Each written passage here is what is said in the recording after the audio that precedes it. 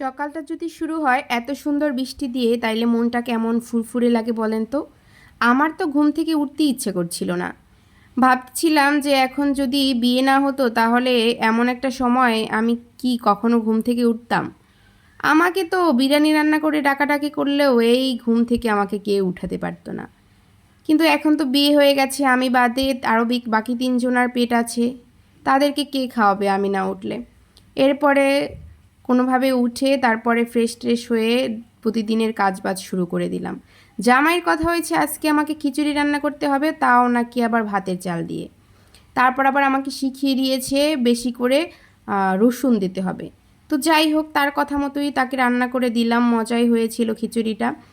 এরপর তাদেরকে খেতে দিয়ে দিলাম, তারা খাচ্ছে, তারপরে বাচ্চাদেরকে খাওয়াবো। বাচ্চাদেরকে খাওয়ানোর পরে আমি নিজের জন্য নিয়ে নিলাম একটা ডিম ভাজি, আর সাথে আচার আর হচ্ছে খিচুড়ি খাইতেছিলাম। আর মনে মনে ভাবতেছিলাম আজকে যদি জামাই চলে যায় তাইলে দুপুরে আর আমি রান্না বান্না করব না।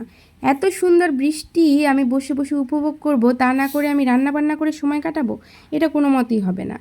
এরপরে দুপুরে মানে 11টার দিকে আমি বাচ্চাদের জন্য কিছু ফল কেটে নিয়ে আসলাম, আমি নিজেও খাবো আর বাচ্চাদেরকেও দেবো। তো একসাথে আমরা খেতে বসে গেলাম, আর বসে বসে জানালার পাশে খাচ্ছিলাম আর বৃষ্টি দেখছিলাম। আজকের দিনটা আমার আল্লাহর রহমতে ভালোই যাবে, যা সুন্দর বৃষ্টি না।